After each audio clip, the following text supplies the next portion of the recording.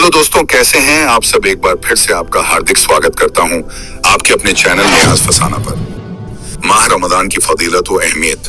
हजरत अबू हुरैरा रज़ियल्लाहु ताला अन्हु से रिवायत है कि रसूल अल्लाह सल्लल्लाहु अलैहि वसल्लम ने इरशाद फरमाया कि जब रमजान की पहली रात होती है तो शैतान और शख्स जन्नत कैद कर दिए जाते हैं और दोज़ख के सारे दरवाजे बंद कर दिए जाते हैं। फिर उसका कोई दरवाजा खुला नहीं रहता और जन्नत के तमाम दरवाजे खोल दिए जाते हैं।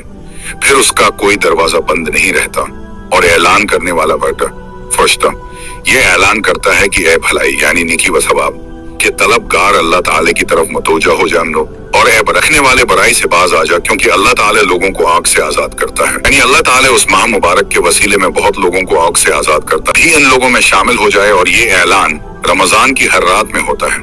फायदा, रमजान अल मुबारक का महीना खैर व बरकत का महीना है। मुसलमान को मुसलमान बनकर अपने अमाल को अल्लाह ताला की खुशनुदी के मुताबिक ढालने का महीना है। दौलतमंद को अपनी दौलतमंदी के जरिए अल्लाह को राजी व खुश करने का और गरीब को अपनी गरीबी के बावजूद है नेक अमल करने का महीना है। यह महीना आता है तो फज़ा को परनूर बना देता है। ईमान वालों में मसरत की लहर दौड़ा देता है। बड़ी उम्र के लोग खुलूस अमल के साथ नेकी पर कारबंद होते हैं। छोटी उम्र के बच्चे उनको देख देख कर उनके साथ इबादतों में शामिल हो जाते हैं और हत्ती की फजर की नमाज में भी शामिल होते हैं। अल्हम्दुलिल्लाह, एक बार फिर रहमतों का महीना साया फलन है।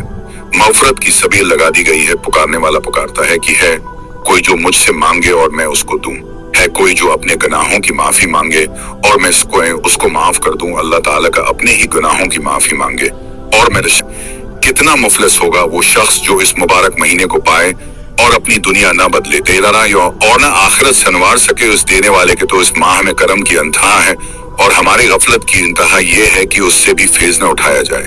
देने वाला तो बेदरेग लटा रहा है और लेने वाले वो तौबान अगर गफलत में पड़े रहें तो उससे बड़ी बदनसीबी और क्या होगी।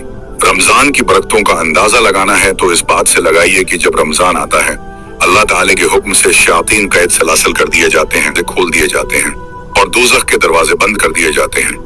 शैतान जिनका काम इंसान को अच्छे कामों से रोकना और बड़े कामों के सब्ज बाग दिखाता है, इस माह में इस जालमाना और गंदे कामों से रोक दिए जाते हैं।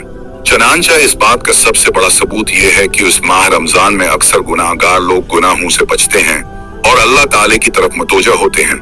लेकिन सोचने की बात यह है कि क्या हर शख्स जो रमजान पाले और किसी तरह भी गुजार दे किया वो उसकी बरकतों से मुस्तफीद हो जाता है?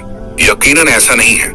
बरकतों से अपनी झोलियां तो वही लोग भरते हैं जो इस माह मुबारक को सोच समझकर उस नियत से गुजारते हैं कि उनका नफ्स पाक हो जाए और उसकी भी खत्म हो जाए।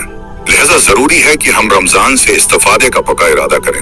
रमजान से पूरा फायदा उठाने के लिए यह भी जरूरी है कि हम अपनी मसरूफियात को पेश नजर रखते हुए अपने लिए एक ऐसा निजाम औकात मुरतब करें जिसमें इबादत और मुताला कुरान व हदीस के लिए ज्यादा से ज्यादा वक्त निकाला जाए।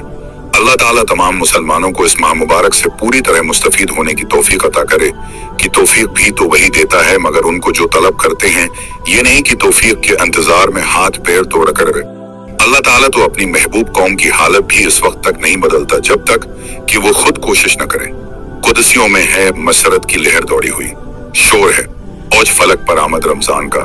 कैद होते हैं शैतान इस मुबारक माह में, गीत गाते हैं फरिश्ते अज़मत सुभान का।